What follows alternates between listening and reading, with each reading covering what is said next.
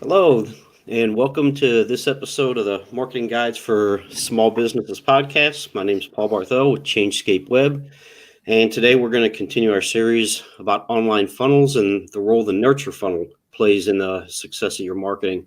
As always, today I'm joined by Jen Kelly from New Initiatives Marketing in Toronto, Ontario, Ken from Changescape Web in St. Charles, Missouri, Dan from Caliber Brand Strategy in Chicago, and Ian Cannell from Outsourced Marketing in Bradford, Ontario. So, Ken, You're at the capital of Canada, right? That's right. that's right. Don't let it out.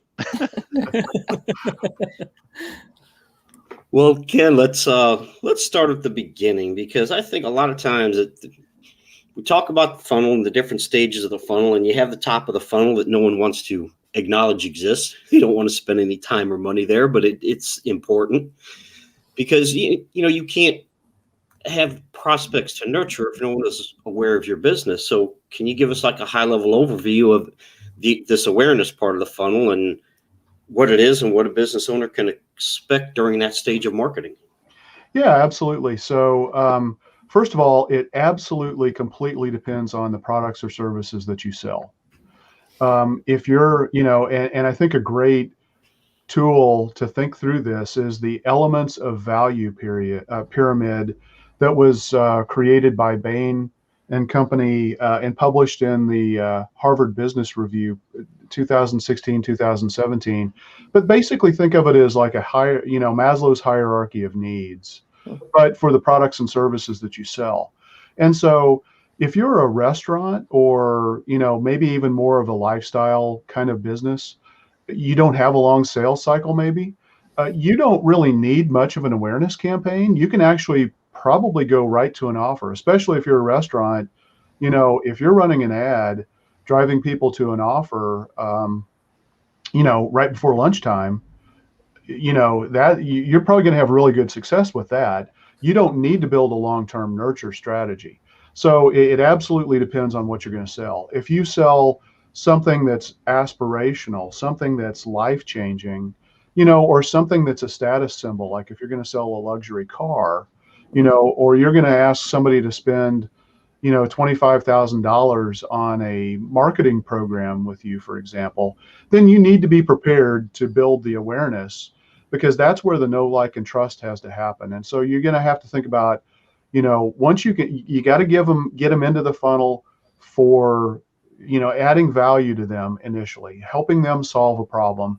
And then the nurture is typically going to be educational, so it's going to be providing additional content to help them, kind of move through that know, like, and trust stage, and then you may even have to kick them into a secondary funnel where maybe you give them an offer to try something. So maybe, some small paid but high value consultation that you might have to offer, or something to that effect. So, I think it's really important to just, and you got to be honest with yourself, and what is the nature of your business? What do you sell, and who do you sell it to? And what is it, put yourself in their situation. What is it that's likely for them to take in terms of the steps based on that? And so, when you're talking about Facebook ads can be a great example of kind of that top of the funnel strategy, where really Facebook advertising, it should really be broken out into the three phases that Facebook calls out, the awareness, consideration, and conversion. And Facebook, defines, awareness ads really are, it's audience building. It's getting people, to know about your business, to learn about your business, to trust your business. And so, you might spend ads on Facebook literally to drive people to your website to read a blog post without a call to action, just so that they start to become aware of your business. Maybe you do have a call to action for them to get a content upgrade, download an ebook, or, watch a webinar or something like that. But, it's going to be different for every business, and it's really, really, really important to map it out. Otherwise, you're probably going to spend a lot of money and be frustrated with the results.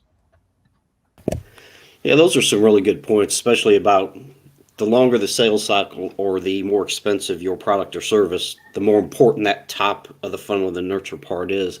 Yeah, the elements of value pyramid is really a great guide. I mean, I would encourage everybody to go look that up and buy a copy of the article on the Harvard Business Review site, because it's just super valuable. I keep a copy of it beside me on my desk all the time, because we work with a lot of different types of businesses, and it's a great reference point, and it forces me to think about things differently and really in the perspective of how the perceived value of that product is going to be, or service is going to be, for their ideal customers. So moving on a little bit, Dan, once we get past this awareness part, again, depending on your business, a lot of people may not be ready to buy yet.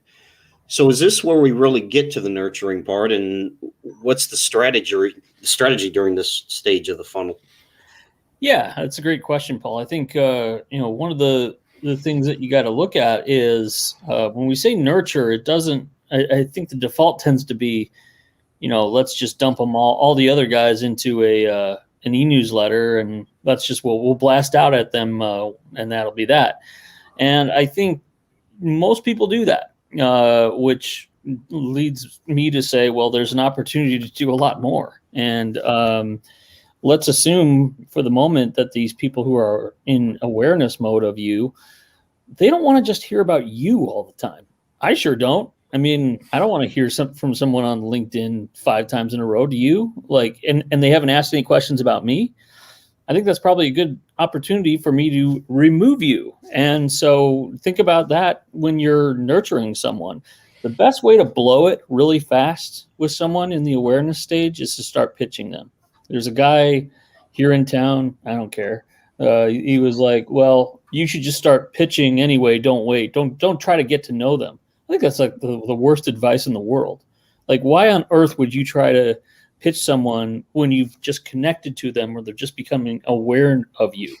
I think instead you got to say, let me ask some deeper questions about what's going on with you. If this is somebody that you truly want to nurture, you think that there's an opportunity, then now is not necessarily the time to start pitching away, at least in a very overt way, as much as give them, as Ken alluded to, something of value, something of what is it about their business. You got to study them. There are tools that allow you to not only follow the person, but also follow their company.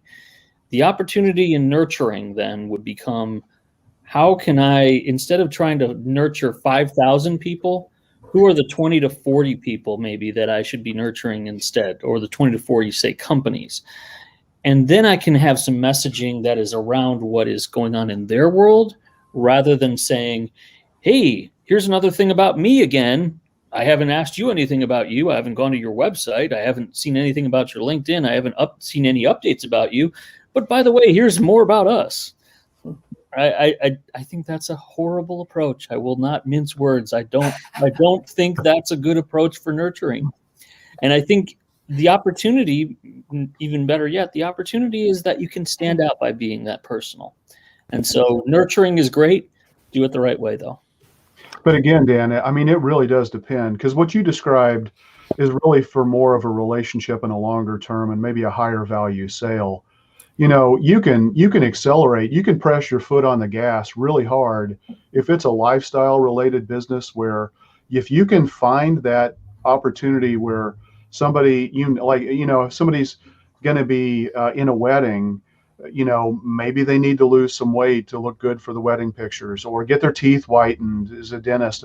And so you can really press the gas hard, and you don't need a long sales cycle. You just need a great offer to convert them to become a customer. And then you've got to nurture them to grow them into a long-term customer. So it's really important understanding the dynamics of different businesses.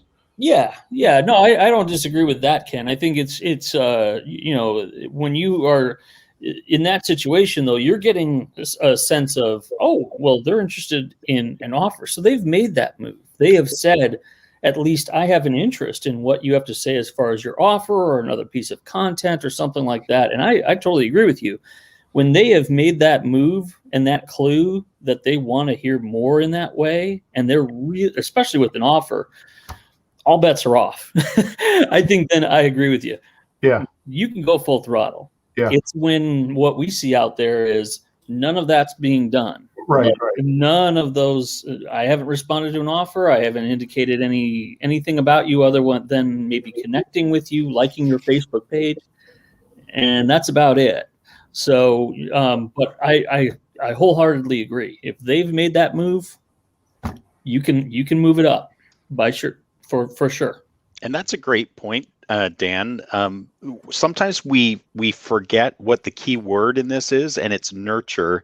But the one that gets lost in there is relationship. You're actually not nurturing a robot. You're nurturing a person. You're trying to create a relationship with them, connect with them, and understand them more and more and more, and help them understand you more and more and more at each stage. Right? It's this this dance. It's a beautiful relationship dance, everyone. Yeah. Well, I mean, I was saying this probably in the last week or two. I said, everybody's bagging on marketing automation, and like marketing automation is evil. And I said, marketing automation isn't the problem. It's that you have lousy messages in your marketing automation that are totally impersonal. And there are ways to do this in a way that is focused and can be personal. You can scale this if you're doing this the right way and focused on your ideal client. So, Jen, when we talk about lead nurturing, and you could also think of it, I guess, as customer engagement, we can tend to get into this linear thought pattern. So is this something that, okay, we did this part of the funnel and now we can move on and we're done with that? Or is this something that happens throughout the entire marketing process? I would suggest it needs to be done throughout the entire marketing process. And the thing is, okay, so for the small business owners listening, I always want to bring it back to real life because we can get kind of complicated with all our marketing speak here. But you know what it's like in real life when someone wants something for you and they're all friendly to you until they get it and then they ignore you. It's kind of the same in your lead nurturing, right? You can't be all friendly and then get the sale and then, not do a good job fulfilling the order or being a good client manager in the case of services. So lead nurturing, it has to happen at every stage. It's going to change a little bit. Like as we go through, first of all, they get to know you, like you, trust you. There's a little bit of a difference going on there with the different types of content and the messaging, right? You don't have to introduce yourself anymore when they're at the try stage, trying out a free offer or a low cost offer from you. But I would suggest that you really treat it like a relationship, like Ian said, and pay attention at each stage along the way, even while they become a customer to after they're finished becoming a customer, whether it's a restaurant like Ken said, you want them to come back next Tuesday, right? If it's a longer term product or service that they're buying from you, you want them happy that whole year through. And then at the end of it, you want the renewal, you do want the referral. So think of lead nurturing as like really paying attention to this potential customer, or once they become a customer, really paying attention to your customer. And I think you made a good point in there when you talked about the content, where the content has to match the stage that you're in with that particular customer. That could be a whole nother podcast. But Ian, so Ken touched on this a little bit. Is this a good time to have an introductory offer? Is it too soon, or should you? I think Ken kind of touched. Maybe you can do it a little earlier. What are your thoughts? Yeah, I mean, the way we would normally get people into the funnel is through some sort of offer. It's a value exchange always, right? It might be totally free with no strings attached, just to get them to know you. So as an example, you might be presenting an ad for a free checklist on how to choose the best web developer or something like that. And then that checklist, from that, all we're asking for is their name and their email address. And so the relationship is starting. And then in the next email we send them to, we're going to offer them something else. And I would suggest that tries are actually things that should be presented throughout your funnel, but always with a quick action buy. So Ken talked about in the restaurant industry, people are probably ready to buy when they're looking for you because they're hungry. And so that's a great example. But even in longer relationship building, longer sales cycle type scenarios, you should always have a buy because you want to give people the ability to fast track themselves if they're ready to buy. It's kind of a one way we like to talk about it in the marketing world is micro agreements. You're getting people to move themselves and to take, if we think about kind of that dance analogy, I'm not a good dancer, so I'm no expert here, but I've observed dancers, right? And it's kind of like, two people starting far apart, and each part of that nurture is about them taking a step closer and being able to engage more and in bigger and better ways. And then just to kind of bridge off of something that Jen said, just like in a relationship, if you're looking for a spouse and you're dating and you're building that relationship over time, you don't usually put a fast track button there, because if people aren't ready to get married usually right away, but some are. but then it's after that marriage happens, you never stop nurturing the relationship, right? If you stop nurturing the relationship, it will die. And so it's similar to that in your business relationship, that you have to continue to nurture people. And post-sale, you can still use tries. You might have a new service that you want to offer these people, these clients of yours that already trust you, and maybe you'll offer them a try in order to test out that new product or service. That's always the try. I think, Ian, is what's so huge in terms of, it doesn't have to, that can be such a defining moment. I mean, we know this as consultants, is that some of the tries that we've all used, it's not like we need a giant getting to know you period before, like, it's pretty much like, okay, we've had a discovery meeting. I've said pretty much everything I can say about me. I don't need to have another meeting.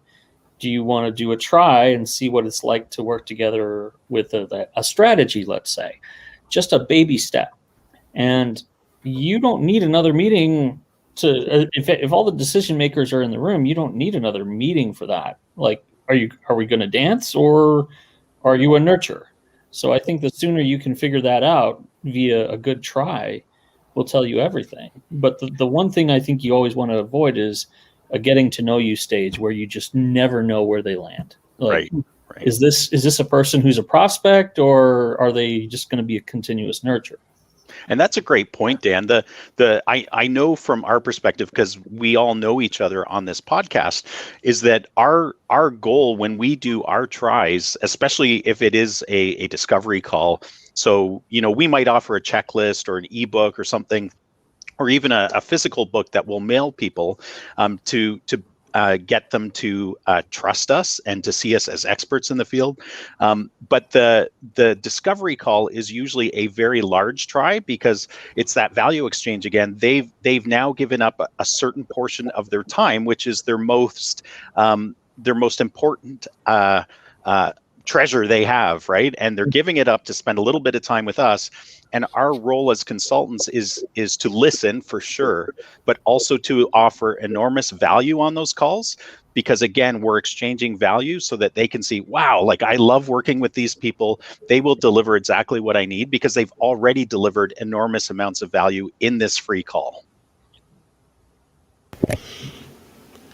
All right, excellent. So, Ken, when we talk about this whole lead nurturing process, and we'll go into this a little deeper in a little bit, but what are some of the components that go into this process of lead nurturing? Well, I think you have to think about, the whole concept of value in advance, and it's got to be value throughout the entire process, and so there are multiple ways to deliver value, and it's channels, but it's also the content that you provide through that, and it could be something that is designed to get somebody to take that next step, or it could just be to give them some more information to help them solve a problem. and just building that trust. Think about the problems that you solve, and then map out a strategy. I mean, one of the things that I like to do for something that takes a little bit of a longer sales cycle is just highlight like a case study or success story with something we've had, provide a customer testimonial, answer those core objectives or objections, I should say, that maybe your ideal customer or client might have, and just provide that as part of the nurture sequence. Always have a call to action in there, but don't make it the main thing. Make it something that it's like, oh, here's something that we found that's really successful. Let's say that we're doing something on social media. Here are 5 tips that we find really help somebody build their audience on social media. And we just share that information. But then at the end of that, you could say, hey, by the way, do you want to talk? Let's schedule a discovery call. And then they can take that next step. Maybe they started out by downloading a checklist or an ebook or something like that you had on your website, or that you did a Facebook ad for, or something like that. But you really want to focus on the problems that they're having and how to help them solve their problems. Focus on benefits, not features. I mean, it's really easy for all of us to say, oh man, we've got, we can do this, and this, and our solution does this, but it doesn't really talk about how you transform their lives. How do you make a difference? And so you've got to incorporate that. In terms of the channels, I'm a big fan of omni-channel. So if you're going to have a nurture, you want to communicate with the people who are dropped into your funnel in the channels that they want to be communicated with.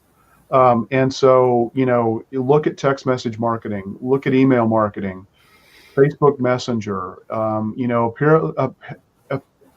periodically drop in maybe a phone call, and so you can send a reminder to somebody on your sales team to just reach out and contact somebody. Or if they're already a customer and you're looking at trying to advance them to maybe with an upsell or a new product or service that you're offering, drop in a reminder that, your account manager just needs to call in and check in with them, to build that relationship. And so omni-channel is a really important strategy. And again, I mean, it's going to vary so widely in terms of what content you need to provide. But I think in general, surveys work great. Quizzes are fantastic. Ebooks, checklists, case studies, videos, webinars, or literally, I mean, if you're dealing with something existential where somebody, like, they've got to eat, give them an offer to come in immediately, to try your business. I mean, so, it really just depends on that whole, elements of value that you have the ability to deliver through your products and services. I want to pick up on something that Ken said. You said something about objections, and I think that's a really great subject matter to have in your nurture stream. And what the objections are the objections that you hear or your clients hear, right, as they're going out to sell their products or services. And that's a great point, because you can get ahead of the objections, have enough time to explain your situation, and so you can bring the prospect along as well. So one of our big objections for my company prior to the pandemic was, oh, you guys are virtual, you're remote. We'd kind of like to work with a company that had an office in town and everybody was in that office. And for whatever reason, that was their objection. So what we had going out in our email nurture was, exactly that for a headline. And then, an explanation about how long we've worked this way, how we worked this way, larger companies that work this kind of way and that kind of thing. So we got the chance to sort of put our, here's why we do it this way, and try to overcome that objection and make them feel good before we even got face to face with them, right, to try and close the deal. So, yeah. So Dana, let's switch over to something a little more concrete for a minute. Implementation. If someone's listening to this, maybe they've never heard of it or have none of it in place. So where would they start? What are the first steps in planning and implementing some kind of lead nurture strategy? Yeah, I think probably the best thing that you can do if you haven't already is I really recommend them before they send anything out to really think about your ideal client profile. If you have not done that in any way, and it is not just 35 to 50-year-old women in Chicago. Like that's not really a profile. So I think there's something to be said for doing that, because that's going to help you start to think about who it is that you really need. You do need to put a kind of a face to this, a human element to this. So you got to do that first. But once you've done that, then I think I would use a tool like LinkedIn Sales Navigator or similar to start to identify who are the people and companies within your ideal client profile, so that you can follow them. And I keep that number small. I wouldn't go like more than 20 to 30 or so to start with.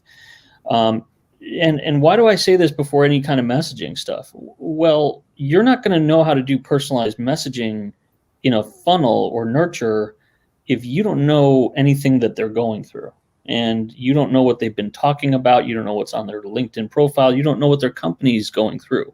Have they been going through a merger, an acquisition, whatever that is, whatever the trigger event is? You're going to need that before you reach out to them. Because otherwise you're going to be one more sucker out there who's going to be saying, well, let me tell you more about us.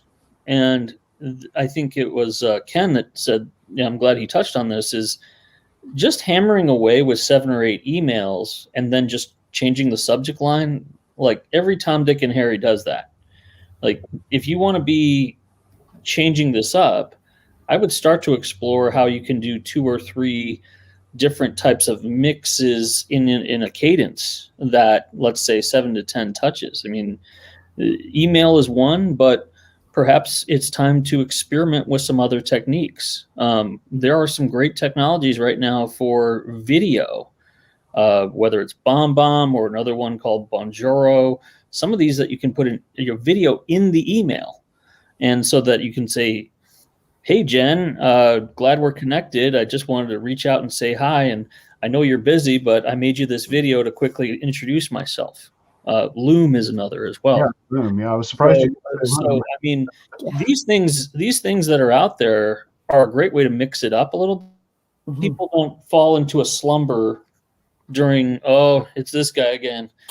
They're going to really, if you mix it up with some different things, that will help during your nurture campaign. So I do, though, really stress, if you haven't already, do the profile. Do the profile, do the 20 or 30, folks that you're going to follow, and then make that part of your personal outreach. I think that really sets the table for you to do something that feels good, rather than just blasting away at people. Great. So, Jen, we've talked about a lot of different things, and we've all heard terms, and we use these terms like targeted content, multi-channel, lead nurturing, multiple touches. Can you explain what that means and why is it important in any strategy, really? Sure, absolutely. So I'll define it. Nothing like a stacked question, eh, Paul? I tried. No problem. Okay, I'll explain it and then give an example. So we got targeted content here. So imagine you are an HVAC company and someone's inquiring, put up their hand for an air conditioner.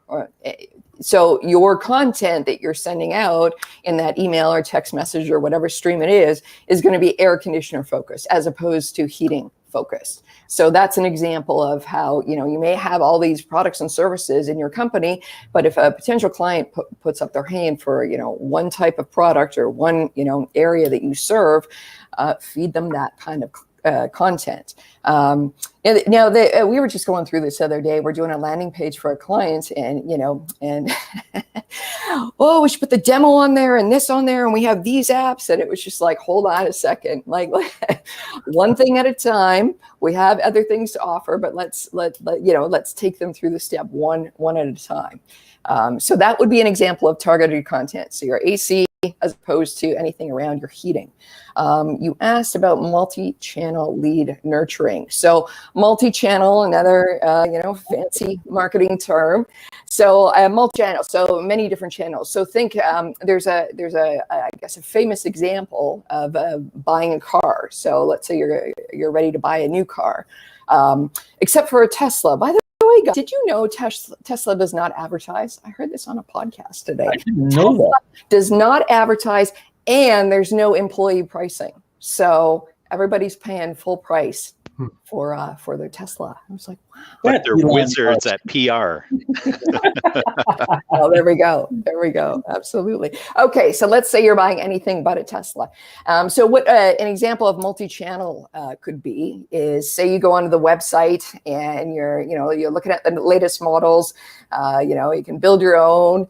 You sign up for some, to stay in touch and find a dealership that has that model that you want. Then you're say you're on Spotify, and let's say you're not on the paid version. You hear an ad for that car company. You're watching a video. You see ads for the video, and you're on the internet, and they're retargeting you. So they've got ads following you around the internet. So those are different channels that are advertising to you and messaging you as you have put your hand up in the early days in order to say, I'm kind of interested in this. The multiple touches, that would go back to, I'm trying to link this to real life. So as we said in the beginning of the podcast, you need multiple interactions in order to bring someone along to know, like, and trust you and your company. So multiple touches would mean, you're not just having one phone call, one email, and then you're sealing the deal. There is a series of getting to know the person, getting to know the company, getting to know what they are after, and then feeding them the content that is specific to their needs. So I think we're up to, I was going to say it takes about the latest stat I've seen. It's a wide berth, so 8 to 20 touches until you can have a client. Clients say yes to buy into your product or service. Now that, again, it depends. Is it a restaurant? Probably not. Is it a longer type sales cycle with a more expensive product or service? Probably. Yeah, you need the multiple touches in that way. Just in closing on that one, the multiple touches as well. Sometimes we have to realize that and this happens especially in B2B, there's not only one buyer, right? There might be one person that has the final decision. There might be many influencers. There might be a committee that actually has the final decision to sign off on it. And so the multiple touches can actually have to be going out to multiple different people. I know from my time in B2B software marketing and sales, you're talking to finance a certain way, you're talking to IT a certain way, you're talking to the end user a certain way, and those are all major decision makers, if they're going to bring in your product or your software. So there's some examples for you. And what you just touched on, Jen, is so huge, because I think we've all had these moments where somewhere in the nurture, somebody reaches out to you and goes, "Hey, Jen, that sounds great what you're talking about in that message. Can you send me a sell sheet on 2 of those products today?" And so you're suddenly like, I can't emphasize enough of, nothing's ever going to be totally perfect all the time, and you shouldn't wait to launch your nurture. But if you got a folder somewhere on your desktop that has all your stuff, your diagrams, your sell sheets, your first 6 months of what this is going to look like for most clients, your video links, all your stuff that's ready to go, because you're going to get those questions and they're not going to want to wait a week for it. So just be ready for, within 48 hours, you have stuff that's ready to go. If something came up and they asked a question about, "Hey, that sounds great on the 7th touch that you just said, I want some information on it and I need it right now." And if you wait 3 days, it's done. It's passed. So I think that's just what you were saying is so huge for conversion. It's just a hidden secret weapon. Yeah, those are some really, really good points, especially on the multiple touches. I think a lot of times we forget about that. All of us forget about it. And it's like, okay, think about how you interact with a business. You do the exact same thing. So other people are going to do that too. And you have to recognize that. And so, Ian, moving on here, I have a stat question for you too. All right. Hit me with it. But Dan and Ken actually touched on this a little bit, but can you give us some examples of lead nurture campaigns? Obviously, they're not always email. There can be other channels, but another question is there an order to how you use these things? Should you send out an email before you try to call them? Should, like I think Dan mentioned, should you put a video in the email? And if you do, should that be in the first email or should that be later on in the process? The answer is yes. And the answer is no. And the answer is maybe. The real there you go. The real question goes back to what Dan was saying, is you have to know who you're connecting with. You have to understand them as intimately as possible, whether it's an avatar of your ideal customer and understanding, okay, these are their pain points, these are how they like to communicate generally. There's always outliers, but you're looking to create the simplest funnel you possibly can for both yourself and for them. So an example of a lead nurture campaign and how you would use the different pieces. First of all, actually, I'll just go over the pieces again because you said some of them. Email. Email is one of the highest converting forms of connecting with people when you have their buy-in to get those emails. Like it is very high converting. But then there's additional pieces. There's you mentioned direct mail. Yeah, like especially in B2B. I have seen some what we would call in the industry lumpy mail campaigns that are very powerful. So even Ken mentioned this a few weeks ago about sending out to roofers, I think it was, a book about roofer marketing or some form of roofer marketing when they get into his nurture campaign. And so that's a great example of a lumpy mailer. Other ones I've seen is, in the corporate world, we used to send like custom printed jerseys for their favorite team. We'd find out what their favorite team was. We'd send them a custom printed jersey with their name on the back of that custom team or of their favorite team. And it was because what you're trying to do is create that value exchange, but also to excite them about the potential of what's ahead.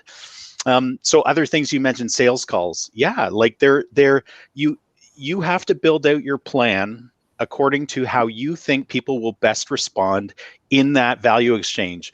In most circumstances, a sales call too early is like asking for marriage too early in a dating relationship, right? Date number 1, 2, and 3. You're not going to ask, probably not even for a year or so, whatever. Everybody's different. But e-newsletters, webinars, even just if you were to, there's actually ways to actually build out Facebook funnels that are ad campaigns that are tiered campaigns where you are basically attracting people at the top of the funnel with a very easy try offer.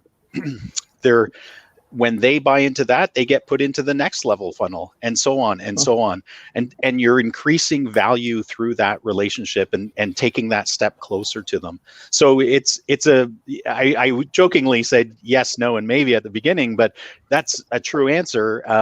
You have to really plan it out well. You need to execute it. So actually implement it, monitor it, and determine what's working and what's not in that funnel. And you can always tweak it. That's the beauty of it. And that's especially the beauty of digital marketing, is that it's far easier to tweak that than if you're custom printing jerseys for clients. That's a bigger mistake if you do it wrong. Can I just add something to that too? So if somebody does claim an offer, sometimes the offer requires them to actually redeem something too, right? So, if they claim an ebook, then they're automatically going to get sent that ebook. But if they claim an offer, you need to have your nurture to make sure that not only did they claim the offer, but are they redeeming the offer? And so you want to send reminders. Hey, you still have 24 hours, to redeem this offer if you're using a scarcity or some kind of a model like that. And so that can be a nurture campaign as well. Just just because they claim the offer, you really want them to become a customer. And so make sure that you're nurturing there. And, again, those reminder messages, could be email, could be text message, and if they don't respond that way, then maybe you force a phone call, where you notify somebody in the business to say, hey, I saw you claim this offer, but you haven't redeemed it yet. I just wanted to check in and see, is there an issue? And then you can build that relationship. So there are a lot of different things, and we all work with, different types of businesses. I think Dan's very much B2B. Ian, I know you do a lot of work in the dental space. We're kind of the human alien hybrids, I guess, refer back to like an X-File, which I've been watching latest episodes of. So we work with a lot of different, types of businesses. So it really is important to understand the nuance of what's going on in your business. And, there are some best practices. There are things that you can bake in that are largely systematic. Take advantage of that. As Dan talked about, marketing automation could be your friend, but don't just rely on a canned campaign that you buy from somebody. You got to personalize it. You got to make it relevant to your business and the situation that your customer or client is facing, as they're looking for you to a solution. And Ken, I think one of the things that it sounds like something that's everybody should know, but they don't, is what their specific numbers should be as far as their goals when they do this stuff, when they're doing the nurturing. A guy we all know and love, John Jansch, once said to us many, many times, he goes, how many clients do you actually think you need? And, I got to admit, the first time he said it, I was like, I don't know how many. And I realized not only did I not need as much, but that if I was charging more, I wouldn't need as much. And so I think as you think of it through these nurturing kinds of relationships with people, think about how many clients you really need and ideal clients you really need. It may be a lot less than you think. Or a lot more than you think. Or a lot more than you think, yeah. But yeah, either way, once you know that, it just changes everything, I think, about how personal you can get. And I will say that much, and is that we're going to have a guest here on Marketing Guides in a few weeks, and I can't wait for her because I saw her on a webinar, and she said, I got better results talking to 20 to 40 people than I would 5,000. And she'll have a lot of insights on this, but let's just say personalization is going to be a bigger word than we have ever heard before. And I can't wait for the technology to catch up with that. Yeah, those are some good points. And I think personalization is going to, especially the environment we live in now, it's going to become more important. And with that, this is probably a good place to wrap up. I'd like to thank everyone for their insights and knowledge, and thank everyone for listening to the podcast. And we will see you again next week.